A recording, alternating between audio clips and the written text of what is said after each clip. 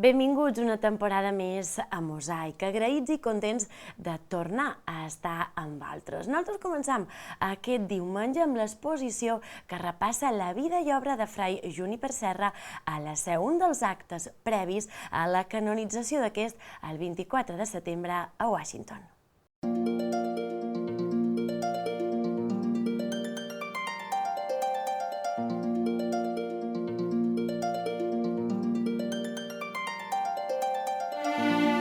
Bon dia. En aquest moment estem en el claustre de la catedral i el motiu de l'estada aquí és per convidar-vos a tot el poble de Mallorca i a tots els que la vulguin visitar en aquesta exposició titulada Sempre endavant amb motiu de la canonització de Fray Juníper Serra. Per què se li ha posat sempre endavant? Perquè és un poquet del lema que se li ha anat apropiant de Juníper Serra, sempre endavant i mai endarrere. Però realment aquesta frase, aquesta tan potent, l'origen és de la carta de despedida o d'acomiadament del pare Serra en els seus pares que va escriure de Mèxic. Un moment dat a la carta, a la línia 7 o 8, diu: mis padres me instarían a seguir siempre adelante y nunca a retroceder. Que aquesta carta la va escriure abans de veure complit el seu somni d'arribar a les noves terres per evangelitzar i dur l'evangeli.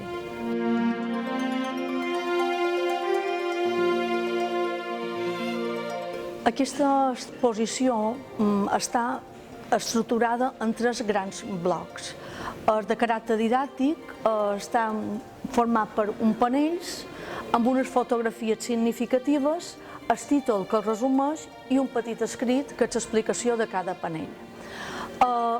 Té una intenció didàctica que les persones que no coneguin res de la vida del pare Serra el puguin conèixer, puguin entendre i les persones que ja saben, sobretot les persones de Petra, bastantes de Mallorca, que ja saben com és la seva vida, puguin gaudir de dins aquest marc tan especial com és la catedral de Mallorca.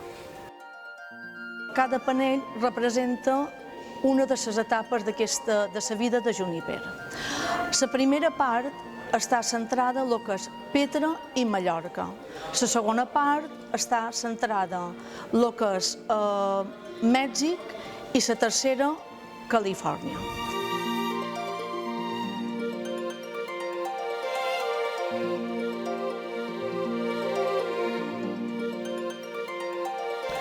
La primera part d'aquesta exposició s'inicia el tenim a Petra, en el convent de Sant Bernadí, que és un convent d'estil barroc del segle XVII.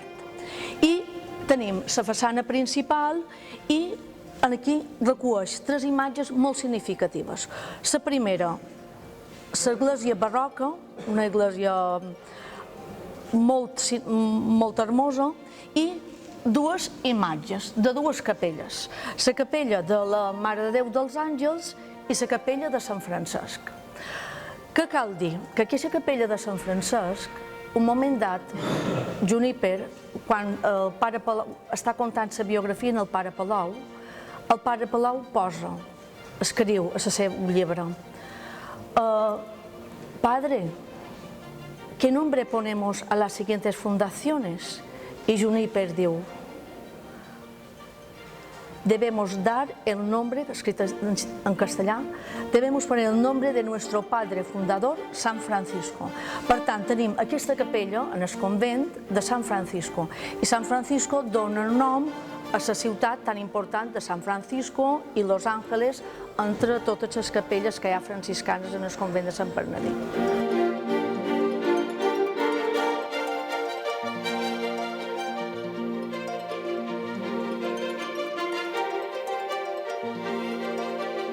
Dins la segona etapa de Mèxic va continuar les missions de Baixa Califòrnia. I per què? Perquè el rei Carles III, que el tenim aquí, va expulsar l'orde jesuïta de les ocupacions de les missions de Baixa Califòrnia i en el seu lloc hi posa els franciscans i amb ell com a president Juníper Serra.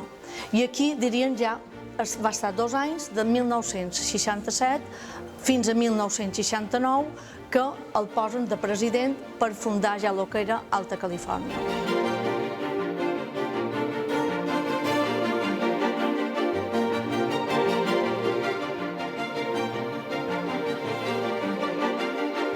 A dins Califòrnia és allà on ell se va sentir a dins la seva màxima expressió.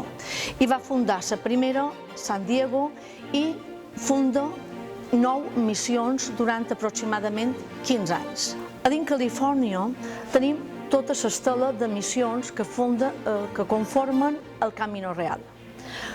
Aquestes 9 missions, n'hi ha 7 que duen el nom i fan referència, bé sé que siguin franciscanes, referent al convent de Sant Bernadí de Petra. Juníper Serra, molta gent creu que va partir tot sol, jo també en el principi m'ho imaginava, i no, realment ell va ser president de missions i amb ell l'acompanyaven una sèrie de missioners, entre els quals n'hi havia, com sempre, 4 o 5 i a cada missió se'n quedaven uns quants. I aquí són el nom de tots els missioners que l'acompanyaren i que continuaren la seva obra una vegada que ell va morir i està enterrat a la missió de Carmel l'any 1784.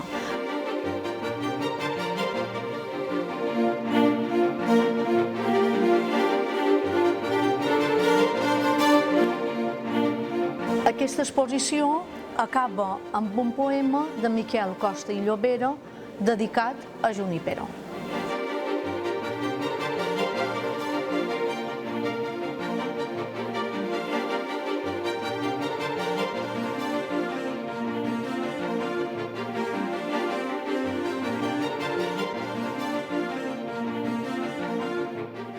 I de Palma a Alcúdia, perquè aquest estiu s'han tornat a trobar interessants troballes a Polèntia.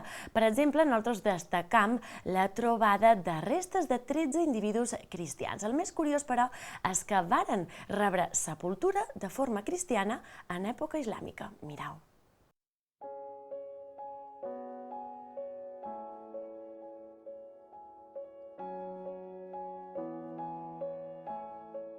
És possible que convisquessin plegats una comunitat cristiana en temps de la dominació islàmica?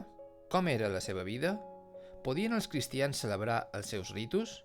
Això és el que diuen els estudis corresponents al jaciment d'Alcúdia, concretament a la ciutat romana de Pollentia.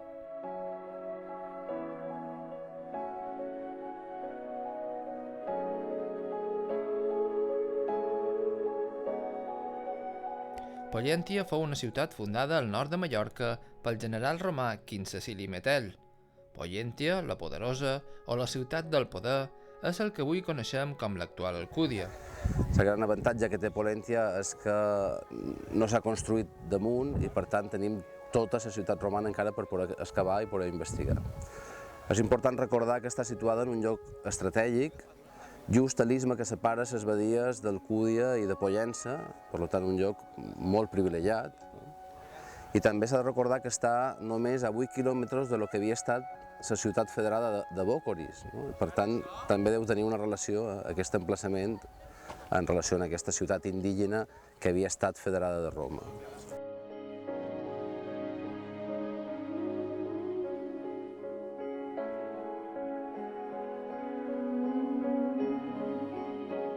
La ciutat romana de Pollentia, fundada l'any 123 abans de Crist, presenta actualment 3 àrees excavades, una zona residencial coneguda com la Portella, el Fòrum i el Teatre.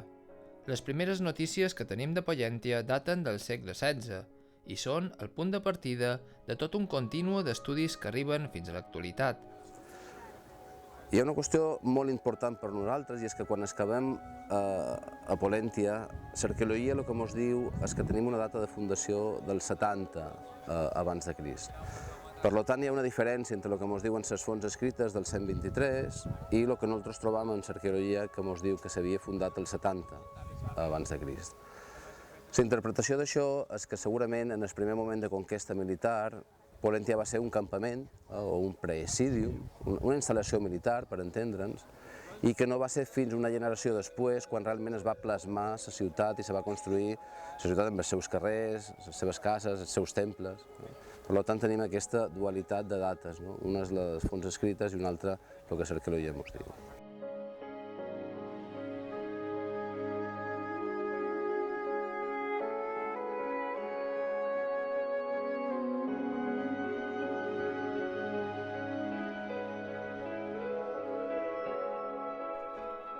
Pollentia fou una ciutat rica i pròspera.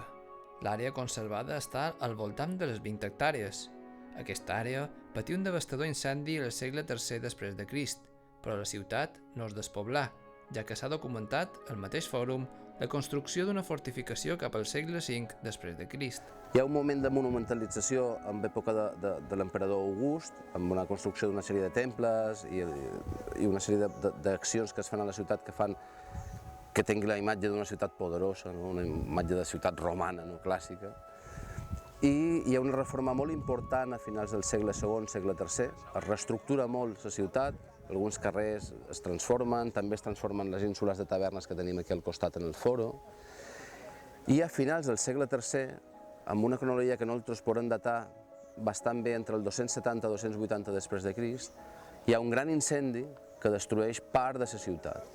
Aquest incendi l'hem vist en el foro de la ciutat, que és el centre neuràlgic, diguéssim, a la ínsula de tavernes, que són aquestes petites botigues i tallers que s'obrien en el foro de la ciutat, però també altres indrets com la Portella o Can Basser, tenim aquest incendi, aquest gran foc que destrueix part de la ciutat. Això no vol dir que sigui el final de la ciutat. Totes aquestes etapes de la ciutat també està habitada. Ara tot això que veiem aquí és el foro de la ciutat, que seria el centre neuràlgic, i tot això té aquestes fases que vos he comentat i a més té una gran fortificació d'època tardana que nosaltres pensem que segurament podria ser d'època bizantina, que el que fa és tancar el foro com una mena de ciutadella, una part més fortificada, més petita. I sobre tot això d'aquí, quan tot això ja s'ha abandonat, hi ha una gran necròpolis, de la qual hem excavat des dels anys 80, que és quan es va començar l'excavació del foro, s'han excavat més de 400 tombes. I entre això es pot veure molt clarament que en realitat nosaltres parlam de la Pollentia romana, però en realitat són moltes ciutats superposades. Hi ha aquesta Pollentia republicana fundacional, hi ha una Pollentia de moment d'August, i tot se va transformant, fins i tot hi ha ocupació islàmica damunt del solar de Pollentia, i fins i tot sabem per un document que hi ha fins i tot un nucli medieval petit, amb una església, uns carrers, algunes cases. Per tant, té una continuïtat de vida. Tenim moltes ciutats que fan que sigui Pollentia una extensió de terreny que ha estat ocupada durant molts anys. Tanmateix, el solar de Pollentia va quedar parcialment o totalment despoblat i la població medieval cristiana va establir-se un poc més al nord, on ara és el nucli urbà d'Alcúdia. Aquesta circumstància ha fet possible que avui la pràctica totalitat de la ciutat antiga estigui sota camps de conreu i solars sense edificar, fet que fa possible la seva excavació i documentació. A nivell de projecte, nosaltres fa una sèrie d'anys que tenim responsabilitat com a codirectors de l'excavació i estem excavant en diversos sectors, en diverses àrees. Estem excavant en el foro de la ciutat, per conèixer com eren aquests edificis públics, els temples, les tavernes, les botigues. En els darrers anys hem trobat, per exemple, en aquest sector d'aquí, el que és el mercat de la ciutat, el que nosaltres coneixem com a Macellum, on es venia fruita, peix, carn, els productes, diguéssim, a diari.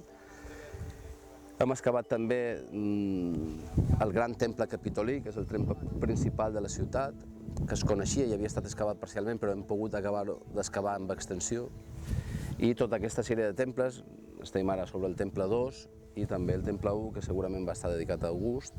I el programa en el foro és excavar tot això amb extensió i adequar-ho per la visita.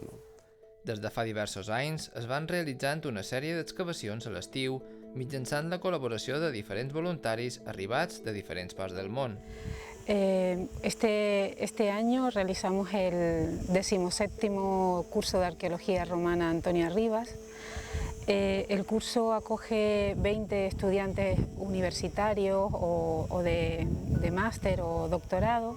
Luego, aparte de estos 20 alumnos, también contamos con la colaboración de un grupo que viene por la iniciativa de Arc Spain. Son alumnos americanos, bueno, de habla inglesa, preuniversitarios. Este año hemos contado con un grupo de 5 que vienen con 2 monitores. Tal y como lo tenemos estructurado, lo normal es que trabajemos por la mañana en el campo, de 7:30 de la mañana a 1 de la tarde, y luego ya por la tarde trabajamos en la sede del consorcio de Pollentia, en Can Domené, con los materiales. Se limpia el material que se ha recogido por la mañana, se hace una primera clasificación, se inventaría, un poco para tener material listo, ¿no?, para poder depositarlo en el museu, no? En el projecte d'aquest estiu es varen descobrir diverses troballes. Després dels estudis corresponents, s'han confirmat que les restes de 13 individus eren cristians, que varen viure a Pollentia entre els segles X i XII. Aquests individus foren enterrats seguint rituals cristians, amb el cap orientat cap a l'oest i els peus cap a l'est. El més interessant és que les sepultures eren de cristians que varen ser enterrats en època islàmica, així que tenim una població cristiana convivint en el món islàmic. Alguns documents escrits apuntaven a aquest fet que fins ara no s'havia pogut provar arqueològicament. Algo que sí m'agradaria dir és que nosaltres sempre dèiem, normalment estem aquí a l'estiu i ens veieu a l'estiu, no? Però sempre dèiem que més o menys un mes de treball de camp a l'estiu genera un any sencer de feina, una feina que normalment no es veu perquè es fa a les nostres universitats, als laboratoris, no?, per processar totes les dades que hem tret durant l'estiu, per processar tots els materials, per fer els anàlisis complementaris que s'han de fer, i per tant és una feina molt llarga, molt gratificant, però molt llarga i molt feixuga de vegades. El Consorci té com a finalitat la d'ampliar, mantenir, conservar, restaurar, protegir i difondre les restes arqueològiques de l'antiga ciutat romana de Pollentia, un autèntic tresor que val la pena visitar i gaudir de com era la Mallorca romana.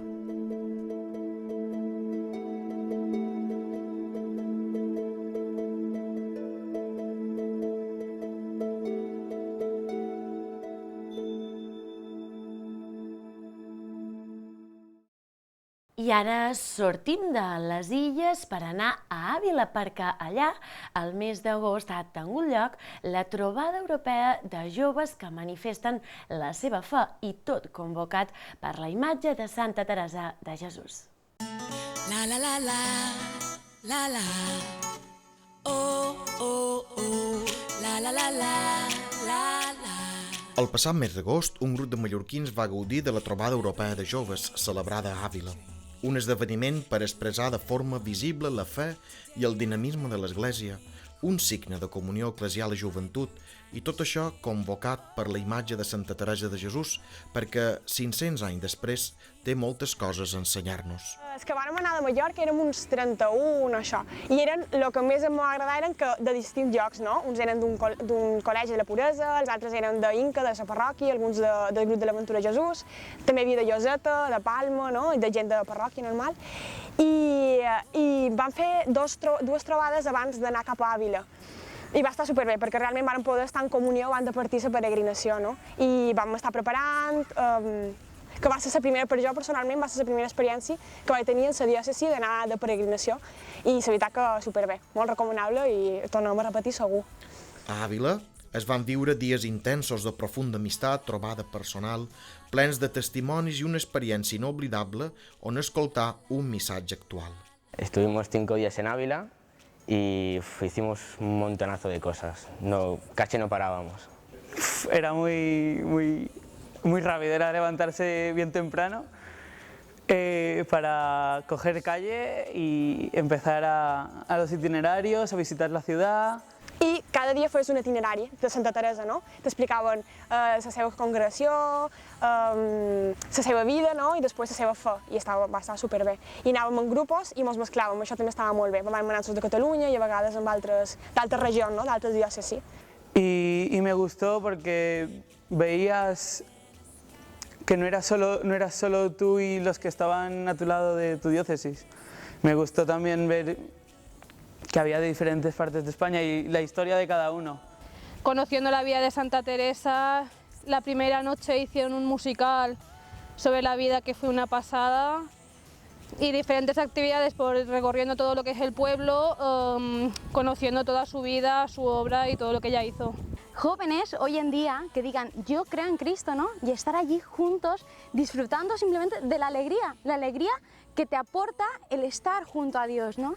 Me gustó todo, en verdad me gustó mucho el espíritu que había de amistad y de tranquilidad que había, porque todo el mundo se respetaba a todo el mundo, no había malos rollos, fue impresionante. Cada matí teníem xerrades de bisbes, cada matí hi havia Eucaristia, vull dir, si de matí a hora baixa hi havia Eucaristia, i tenien tot el capvespre per fer el que volguéssim. Hi havia com a 20 tallers o alguna cosa així, a una plaça, i tu anaves i tiraves el que volies. I estava superbé, hi havia la fira vocacional, també gincana pels adolescents, que també va estar molt bé. Pues de estos 5 días en Ávila me llevo la figura de Santa Teresa.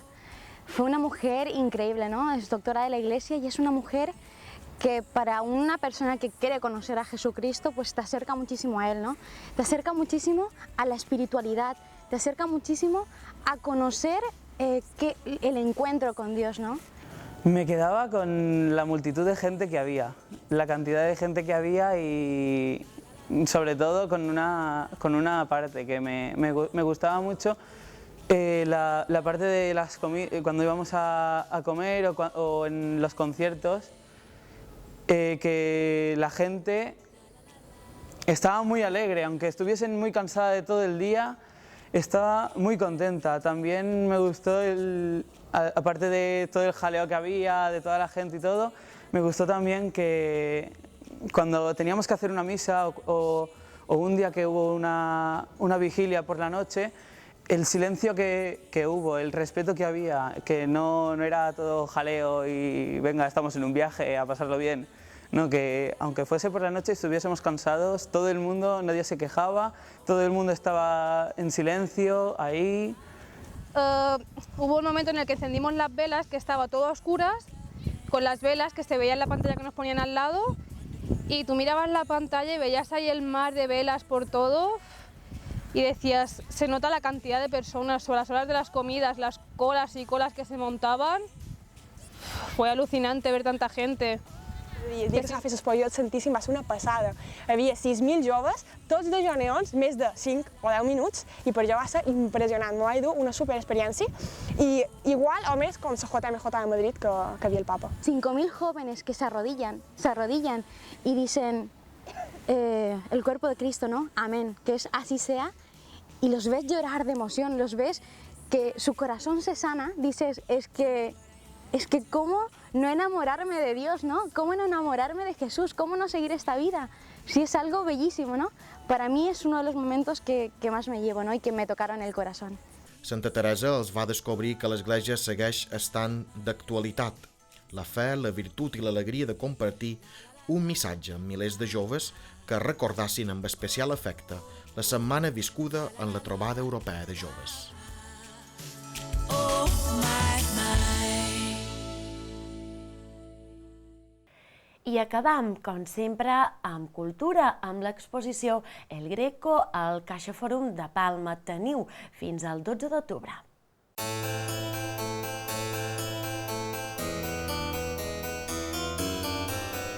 Fins al proper 12 d'octubre, el CaixaForum de Palma acull l'exposició El Greco, la mirada de Rossinyol.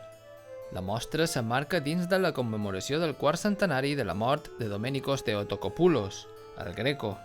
L'exposició ha estat organitzada en col·laboració amb la Fundació Francisco Godia i el Museu de Cau Ferrat de Sitges i destaca l'aportació del pintor i escriptor Santiago Rossinyol en el procés de revalorització del Greco a finals del segle XIX. Nos centramos sobre todo en ver la revalorización que hacen artistas como por ejemplo Rusiñol, Ignacio Zuloaga, Darío de Regoyos, entre otros, sobre el Greco. El Greco había sido un artista que había quedado relegado a una segunda posición a finales del siglo XVII, el siglo XVIII, y a partir de mediados del siglo XIX va a empezar a mirarse otra vez, va a empezar a intentar a darle importancia, y a partir de artistas como Rusiñol, como Zuloaga, como ya hemos dicho, esa revalorización se va a llegar a dar. Es gracias a estos artistas que a día de hoy conocemos al Greco como lo conocemos. Por tanto, creemos que es importante igualmente conocer a estos artistas y entender esa postura que tuvieron frente a pinturas del Greco. Esa influencia del Greco en Rusiñol la vamos a encontrar sobre todo en dos vías. Por una parte, la vía que decimos mística, y por otra parte, una vía más formal, de colores, de cromatismo, de manera de pintar. Esa vía mística que podemos ver en estas pinturas que tenemos aquí no va a afectar tanto en un sentido religioso, sino más en un sentido psicológico. Esas posturas de recogimiento, de pensamiento interior, de tristeza, etcétera, que son las que representan estos Cristos con la cruz y que podemos ver representados después en otras figuras que va a pintar Rusiñol en el siglo XIX, como la que vamos a ver ahora mismo.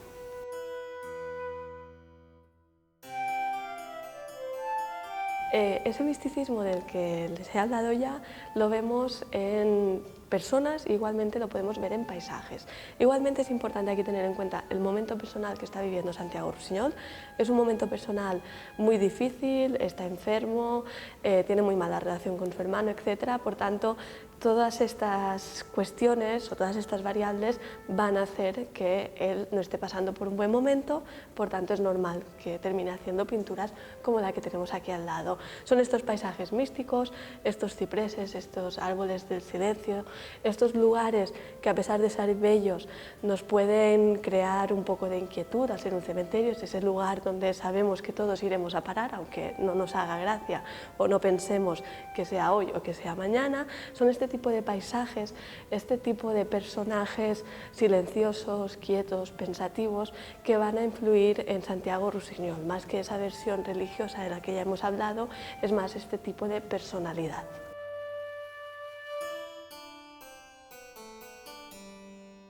Nos situamos ahora en el año 1894 y ese es el año en que empieza a desatarse la pasión de Rusiñol por el Greco.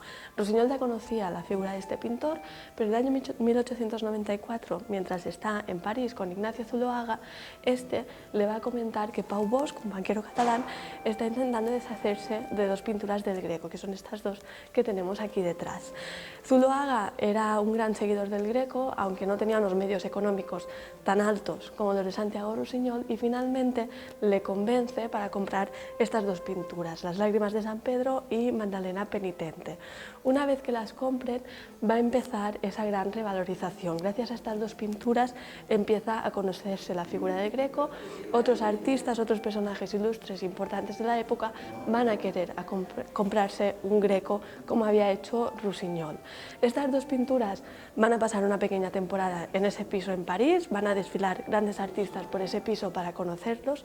Igualmente en el año 1895 van a venir hacia Cataluña, en concreto a Sitges, y allí van a hacer una pequeña procesión en la cual los dos cuadros bajados desde un tren van a ir en procesión portados por otros artistas hasta el Museu del Cau Ferrat, donde se encuentran actualmente.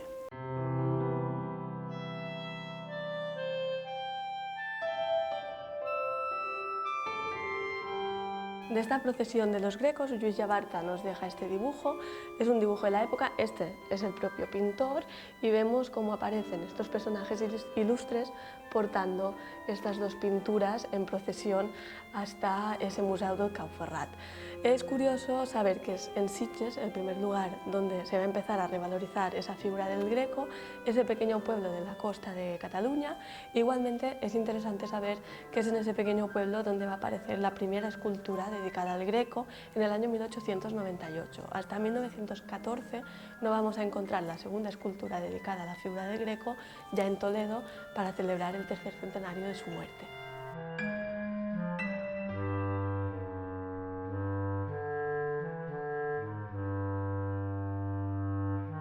Si en el piso de abajo hemos podido ver esa influencia más mística, en el piso de arriba hablamos de una influencia más formal, sobre todo de los colores y de la manera de dibujar o de pintar los retratos. Los retratos del Greco van a influenciar muchísimo a Santiago Rusiñol. Son unos retratos en los que los personajes van a intentar transmitirnos sentimientos, intentan traspasarnos, y es muy importante la influencia en la gama cromática. En estos dos retratos que tenemos aquí, si nos fijamos, vemos dos fondos azules. Son azules que vienen directamente del Greco y son azules que nos pueden llegar directamente a figuras tan importantes como Picasso. Nos encontramos en unos años en que Picasso es un joven, está estudiando en Barcelona y son unos cuantos años antes de empezar su conocida etapa azul. Por tanto, los azules que vemos aquí intuimos que los conoció en algún momento y sabemos que llegan a influenciarlo. Por tanto, el Greco no pasa solamente por Rusiñol, sino que va a llegar mucho más lejos. Otra influencia muy importante en la gama cromática van a ser los colores amarillos. Si nos fijamos en esta medalla, vemos como la chica está tumbada en una cama con esa colcha amarilla, el mismo amarillo o un amarillo muy parecido al que tenían esas lágrimas de San Pedro que hemos visto en el piso de abajo. Podeu visitar l'exposició al CaixaFòrum de Palma fins al 12 d'octubre i també teniu l'opció d'assistir a una visita comentada tots els dijous a les 6 de l'hora baixa.